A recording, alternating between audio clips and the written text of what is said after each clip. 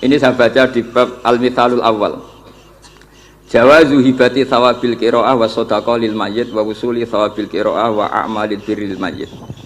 Kita berkeyakinan bahwa yasinan, tahlilan itu sampai ke mayit. Itu boleh kita hadiahkan dan sampai ke mayit. Kata Bali Maksum, wa huwa min masailil furu' al khilafiyah. Fala yajuzu bi sya'nihi itharatul fitan wal jidal wal inkar. Alal qail wal amili bihi wala alal mukhalif.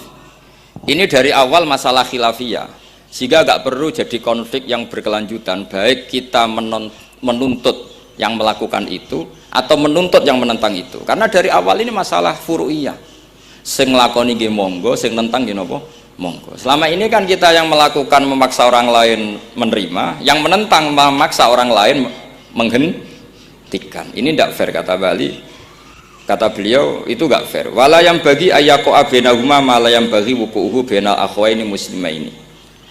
Kata beliau, wala in kana lil mani'i mustanadun fa inna li ghairihi mustanadan kadzalik. Kalau yang melarang tahlilan, melarang yasinan dikirimkan ke mayit itu punya mustanad, punya sanad. Yang bagi yang membolehkan juga punya sanad. Kalau ada kiai yang kalau pidato nangis itu sanadnya banyak dan benar, tapi yang uraan kayak Pak Duta Besar juga banyak. Semuanya ada sanad. Jadi kata beliau sederhana saja, kalau al-mani'un, orang yang menolak itu punya sanad, kita yang membolehkan juga punya sanad. Tapi kata beliau dengan enteng, dengan ceria, ini masalah furu'iyah, nggak perlu jadi itsaratul fitan wal jidal wal khisam. Kata beliau nggak perlu jadi perdebatan.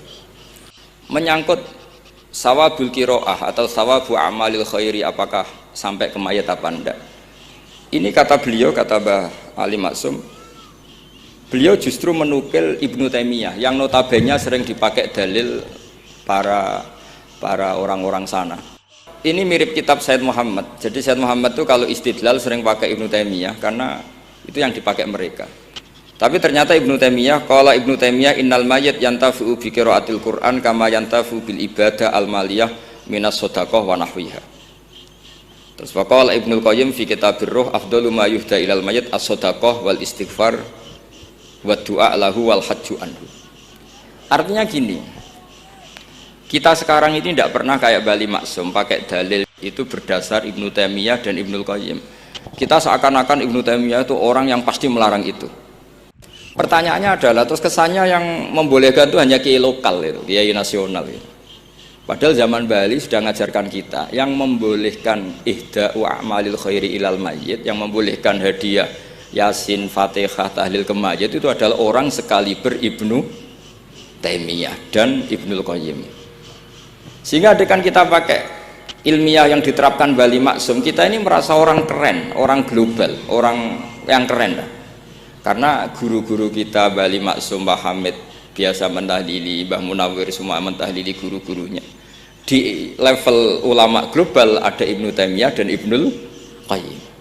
Tapi karena kita tidak baca, seakan-akan tahlilan itu hanya tradisi lokal yang tidak di ACC, tidak disetujui ulama kelas internasional.